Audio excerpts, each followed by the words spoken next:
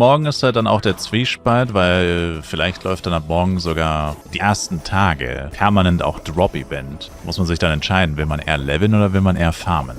Wisst ihr, was auch interessant ist dann? Kriton. Müsstest du immer gucken, dass du Kriton, Red Meteor so machst, während gerade Drop-Event läuft. Also interessant und irgendwie auch Arsch. Lol. Interessant und irgendwie auch ein bisschen Arsch. Mach mal Individual. Wah, wah, wah.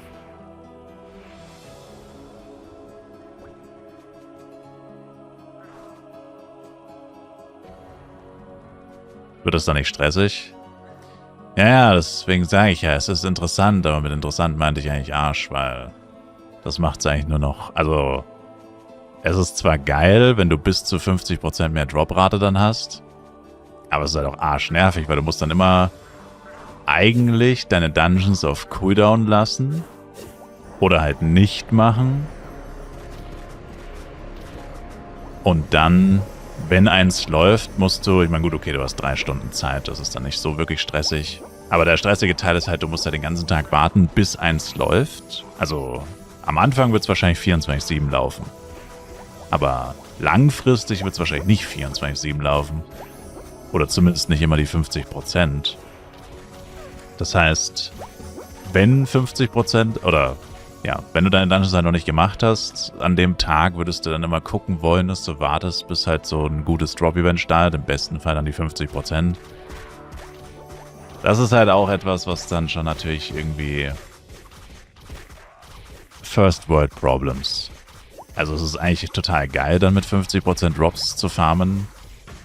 Aber halt auch arschnervig, weil du dann nicht einfach, du kannst ja nicht einfach sagen, ich mache jetzt Kriton, sondern ich warte jetzt auf ein Drop-Event und dann mache ich Kriton. Das hat dann wieder seine Vor- und Nachteile, ja. Für Casuals ist es halt sehr schlimm, würde ich sagen. Also für Leute, die nicht den ganzen Tag spielen. Also wenn du nur 1 Stunde am Tag spielst, du gehst nur online und unter der Woche zum Beispiel, du gehst nur online und machst deine Bosse, dann hast du dich wirklich diese Option, dass du mal kurz 1-2 Stunden wartest oder dass das Game den halben Tag offen, sobald du zu Hause bist und wartest dann auf die perfekte Gelegenheit. Das ist, für Casuals ist das ja undenkbar. Also ich meine, für Leute, die wirklich nur online gehen, machen kurz ihren Scheiß und gehen wieder offline. Ich meine, gut, solche Leute oder solchen Leuten ist es dann vielleicht auch egal. Aber, ja. Also ja, es kann sein, dass es für Bosse nicht gilt. Das glaube ich aber nicht, weil was wäre dann der Sinn davon? Also wenn ein Drop-Event nicht für Dungeons gilt, wofür brauchst du dann ein Drop-Event?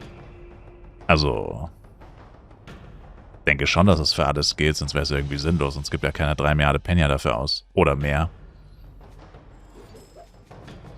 Und, yeah.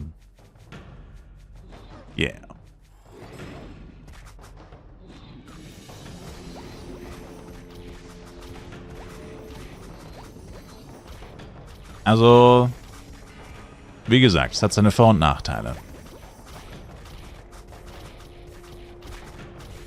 Vor- und Nachteile wird es haben.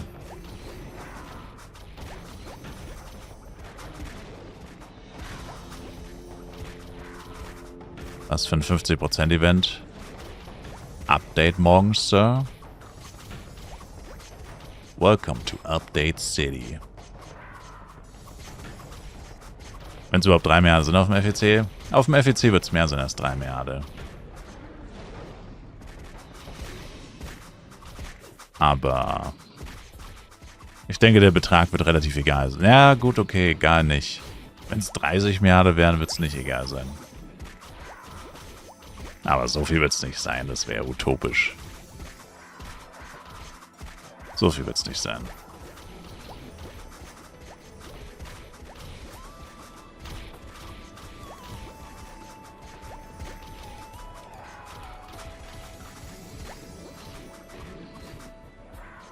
Das wäre ein bisschen viel.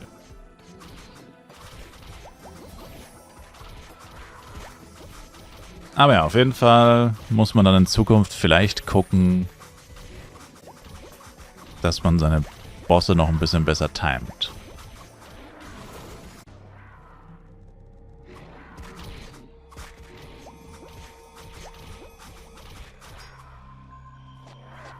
Firecut B.